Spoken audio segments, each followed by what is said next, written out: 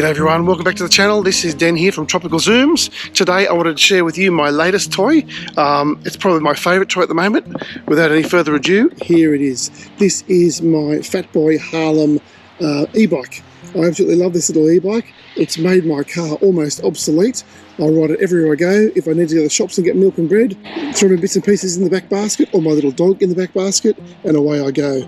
Now, I have had a regular e-bike before this, which I loved, but to me this is just the icing on the cake. This is just that little bit better again. I really enjoy riding this little guy. It's like having a little postie bike, a motor scooter. It is pedal assist and it's also throttle controlled. Before I go on any further, this bike is legal. I've had so many people talk about these bikes being illegal, but this bike is legal, and all fat boys are legal when you get them out of the shop. The reason why they're legal is that they're pedal assist and the motor cuts out when you reach 25 kilometers an hour. You can tweak them up and it's easy to do, but if you don't tweak them up and leave them on 25 k's an hour, it's legal. It does have a throttle, but it also has a throttle isolating switch or button. So if you're riding on public property, you need the throttle isolation switch turned on, which turns the throttle off. So today I'm riding with my 25 kilometre speed limit and the throttle's turned off, so I'm legal and this bike is legal. So don't let anyone tell you that a fat boy bike is illegal. If you do the right thing and don't change the settings, it's legal. I have been on private property and I've tweaked it. It does go up to 60 k's an hour before the engine cuts off, but that's an easy adjustment to change and change back. Alrighty, so when I got this bike, it came with a little basket. The basket was $75 extra. The bike itself was $3,600. It was on sale, $3,600. They're normally $4,000 or $3,999. I got it for $3,600. I spent the extra $70, got the basket. That's where my little dog sits. You can see I've made it a little bit high with a little bit of a timber surround and pool noodles because he sits in that and rests his chin on the top.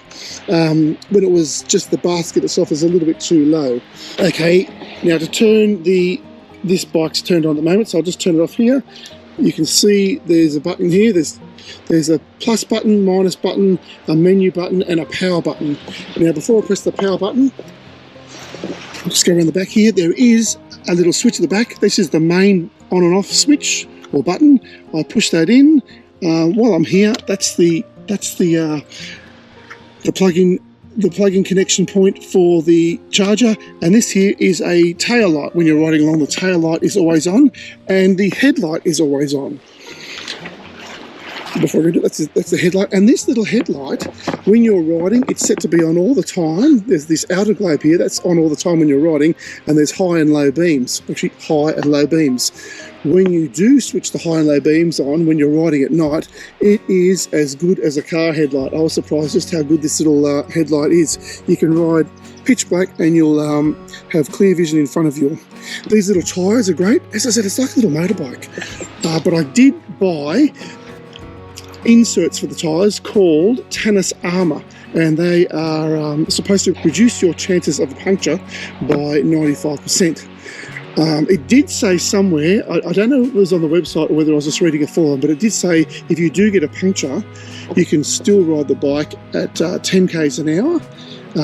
I thought that would be like a run flat tyre on a car, but I had a flat tyre the other day, believe it or not. Even after installing these Tannis Armours, I ran over a pop rivet, and it where the rear tyre go flat. The rear tyre, especially on these bikes, it's a bit of a job because, I'll just go down here, you can see there's the cable from the motor. You've got to disconnect this cable, cut off these cable ties, and then even when you undo the nuts, there's these little spaces, and there's a spacer outside the frame, and there's another one inside the frame, so you've got to be careful and memorise where they are, or even take a photo before you take the wheel off, just so you've got a reference point to know where to put them back when you put the tyre back on. But yeah, another thing, the statement about being able to ride it with a flat tyre was wrong. As soon as the tyre went flat, the tyre and even the Tannis Armour protection inside almost fell out of the rim, so I was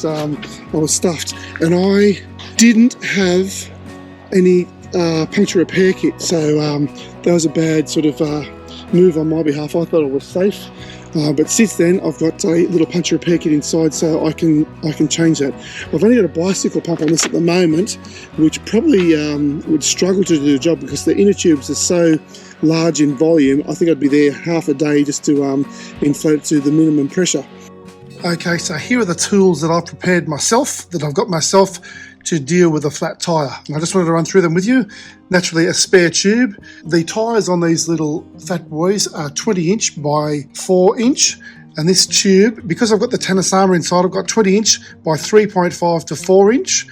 Inside the tyre, when you get that, it's a 20-inch by 4-inch. But because I've got the that extra bit of protection in it, I've got a slightly smaller tube. I've got the tyre levers naturally.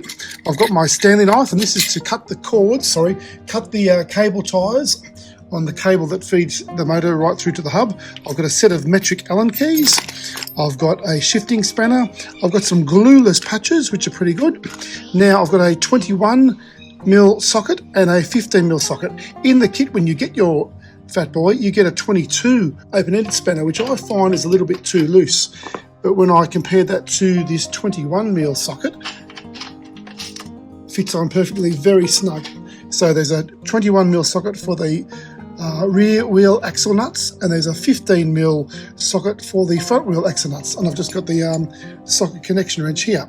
These are the tools that came with the bike, little toolkit bag, 22, 13 and 10mm open-end spanners, a 2-piece screwdriver and a few little Allen keys. All very good, but nothing to deal with a flat tyre. But they all stay in my basket underneath the little foam cushion, along with my wrap of other tools, just in case I ever have to fix or do a repair job on the side of the road. To turn the bike on, you can see there's a minus switch, a plus switch, a menu button and a power button. Hold the power button in for a few seconds. You'll see the little screen come up on the bars. Fat Boy, okay, so we've got the time, we've got the battery percentage, we've got the speed, and that's the power level. You've also got a little trip meter and a time.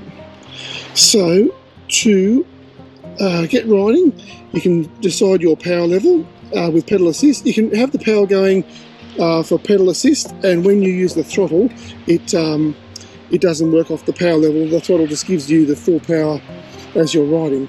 So to up the power level, you just hit the plus button and you'll see it go from 2 to 3 to 4 all the way up to 9.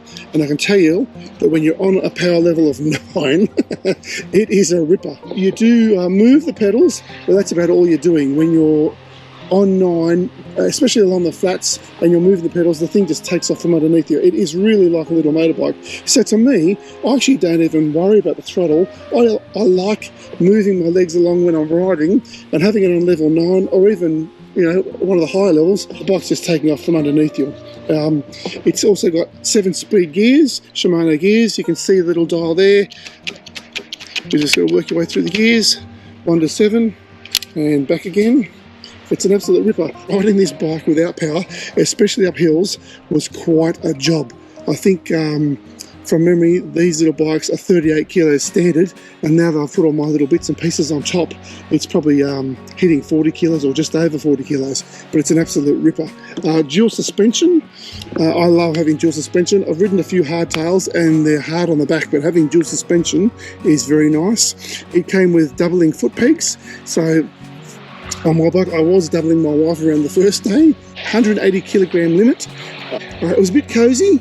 We're both tall people, but it got the job done. We were riding up hills. When I've got 2 on board, I did have to pedal as well as using the throttle. But yeah, for one person at 95 kilos, all the hills around where I live, and I live in Kiama, if you haven't already guessed, this is Kiama Downs. We're actually looking at the beautiful Jones's Beach in the background here. There's quite a number of hills, and I found I've gone up all of the hills, and even the steepest hills, I'm still going up around 15 k's an hour at the slowest. Now, if you did want to tweak this bike and change the speed for private property use, you go over to the menu button, hit that twice, and you'll get a whole new screen. I'll just go back. There's a regular screen. Hit the menu button, which is the button on the left here. Hit it twice, and you can go right down through all the systems. And I think for speed adjustment, you go down to this one just above the exit sign. Hit the menu button again. It'll go to wheel. You continue all the way down here until you hit advanced settings, and then you type in your password. Once you've typed in your password, you can go to speed limit, and then you can just press the minus and plus buttons to get to whatever speed you want. And this will go all the way up to, I think you've got to press them individually, all the way up to about 60 kilometers an hour, which is too fast for me. And remember, this is only for private property use. 56, 58, 59, 60. Yeah, 99, no, I think that's an error code. 60, and then after that it goes into 99, which I don't think is the case here. And I'll go back all the way, pressing this minus button all the way back to 25, which is the legal speed on regular roads and cycleways. Hit the menu button, and then I go down and press exit, and then we're back in business. She's a legal bike again. Just to add, the battery has the little charging point, as I've shown you earlier, at the rear, under the rear of the seat. I just leave the battery in and I plug it in from my little charger that I've got wall mounted at home. The battery, as I said, gets me to and from work 40 odd Ks, and I seem to use 50%, so 40 kilometers for 50% battery, so it does everything I need. I usually don't even charge it until I get below 80%. I often whiz around to the shops. I don't use my car anymore. This sort of thing's great. I put all my little groceries in the back there, whiz around the shops. The shops for me, I've got one set of shops 1 kilometre from home and another set 2 kilometres from home, so this little guy is my shop transportation. It's just as quick as driving my car. You're not whizzing around trying to find a car spot. Yeah. The battery you can key off and slide out and charge, or you can leave it in. The good thing about sliding the battery is there's a really good spot for a air tag in there, so you can put your air tag in there, push the battery back in, and it's tucked away and it's hidden, and only a person with the key can remove the air tag, so I can always keep an eye on it. But in saying that, whenever I do take this little bike out, I always lock it. Yeah. And when I lock it to the pole, on the front forks here, there's these rubber protection bits. I just wrap the lock around those and around the pole, and that's nice and secure, and I generally don't leave it for too long.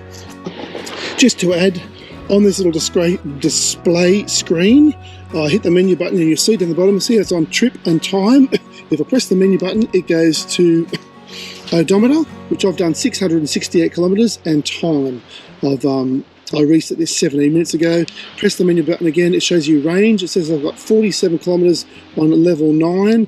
If I back the power off, that should increase. Let's go all the way back to power 1. You can see this range slowly increasing as the power level is decreasing. So I'll go back to level 1, which is a bit heavier than a regular bike. So level 1 is just like riding a regular bike, and that's on 80 Ks. If I go back to 0, I think that 80 Ks remains. I never ride this bike on 0, it's just too heavy. Yeah, so I usually, to be honest, ride it on probably 3 at the least. And if I'm in a lazy mood, if I'm riding home from work on night shift and I'm a bit tired, I'll go up to level 9, which means my legs will be moving, but not much is happening. We've got a little motorhome, and one thing with a little motorhome, when you set up and you have the awning and everything out, you can't generally get out and about without a little car. We bought this little Fatboy about 6 months ago. I've tested it, very happy with it. We were originally going to buy a little motor scooter or a little postie bike to put on the back of our motorhome, but then after thinking about it, we realised that a lot of the travelling we do, we go to coastal towns, and a lot of things we do when we get to coastal towns is have a bit of an explore. And most of these little coastal towns have beautiful bike tracks all around the headlands and beaches that are illegal for registered motorcyclists to ride on. So we decided to get this little Fatboy bike because it's